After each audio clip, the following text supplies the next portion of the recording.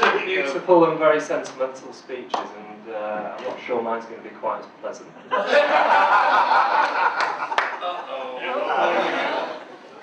Hi, I'm Charles, and I'm James's little brother. I think it's very obvious, James, that I've always looked up to you. For no other reason, you've always been 3 inches taller than me. Today is the day that James made a vow to forever love the woman of his dreams, Nina. And tonight it's so special to see Mum and Dad, Joy and Nathas, seeing their eldest son finally getting married and looking so happy.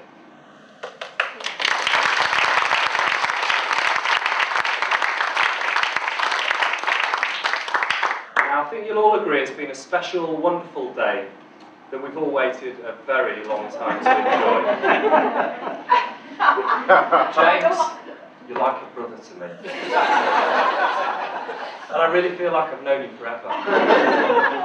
So last year, when Facebook informed me you proposed to Nina on a beach in Thailand, despite being delighted for you, I panicked as it dawned on me you might choose me to be your best man. But despite what you might think, public speaking doesn't come naturally to me, like it does with you two, obviously. Sleeping, natural. Eating, second nature. Watching Corrie, no stress at all. But making a speech in front of a room full of people is just not my idea of fun.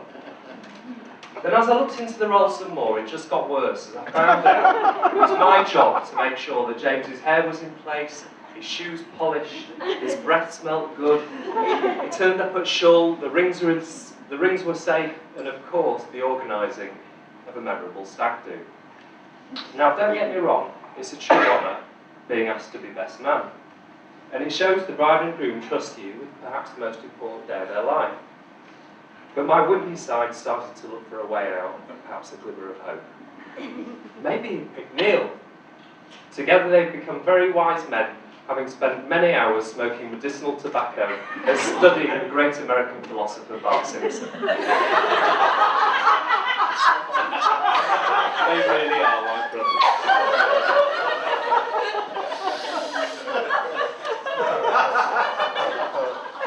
Or maybe Carl.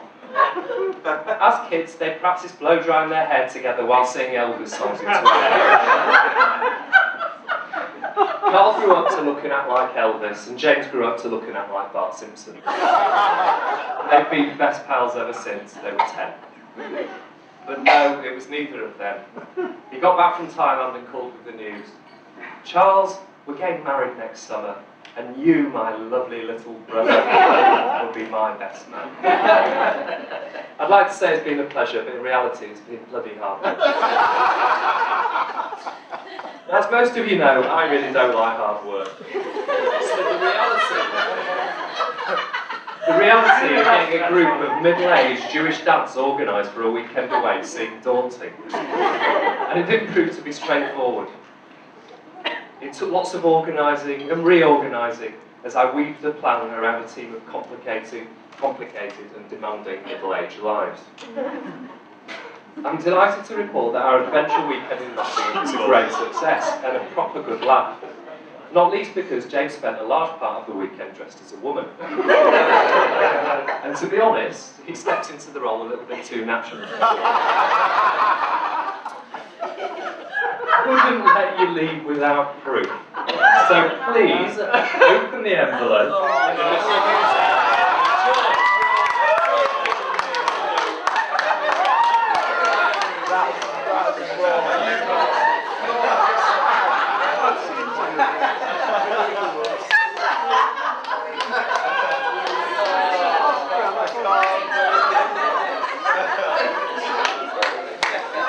Nice legs.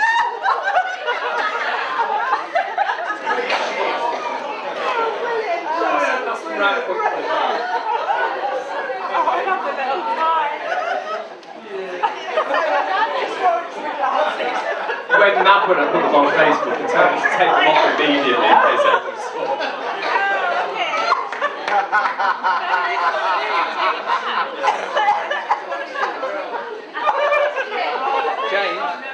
Absolutely loved it.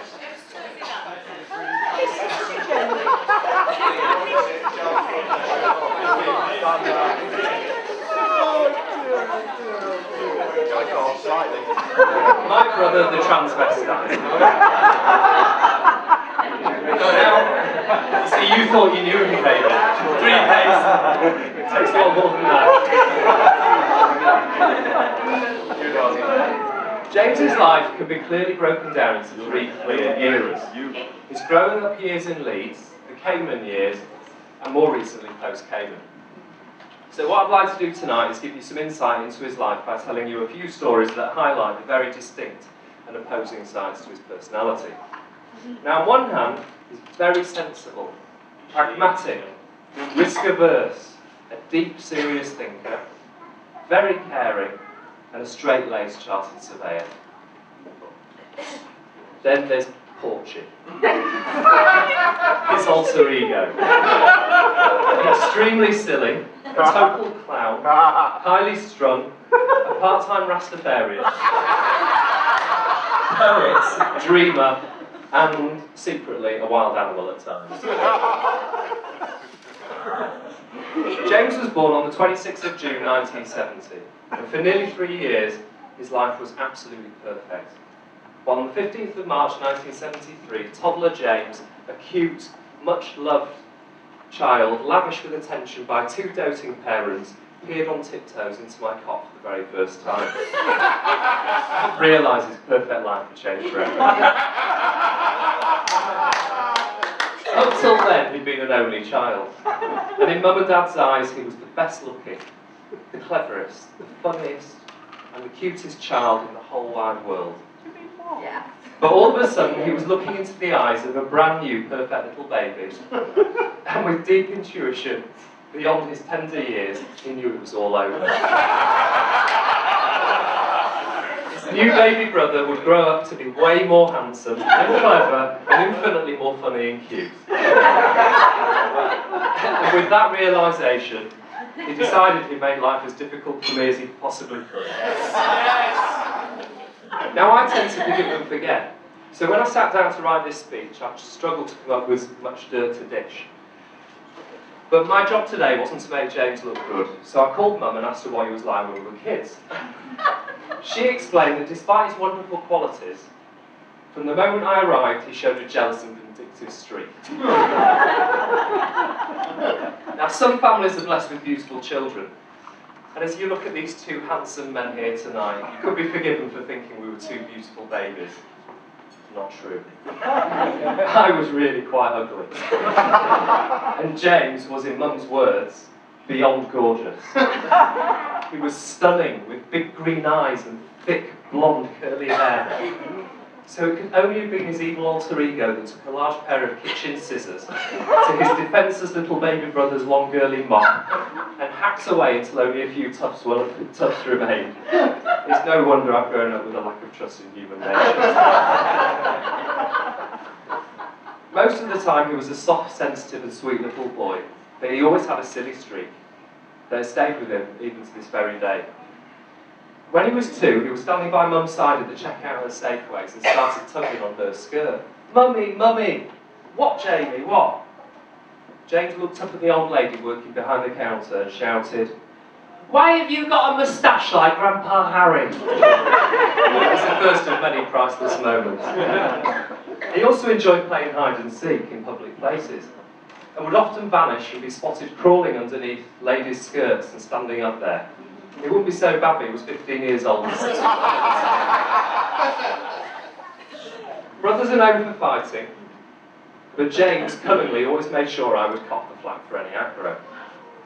His favourite trick was to punch me and simultaneously scream like he'd been stabbed so that I would get the blame for starting it. And Mum's response was always the same. She would swoon and faint on the spot as soon as trouble started. And I've never worked out if she did it to stop us fighting or she genuinely couldn't take the stress. Unlike me, James passed the exam for Leeds Grammar School and went on to make an absolute hash of his education.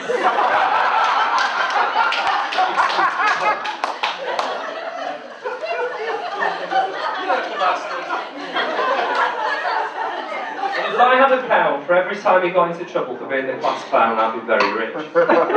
And if James had played to his strengths and joined the circus, he might have been very rich too.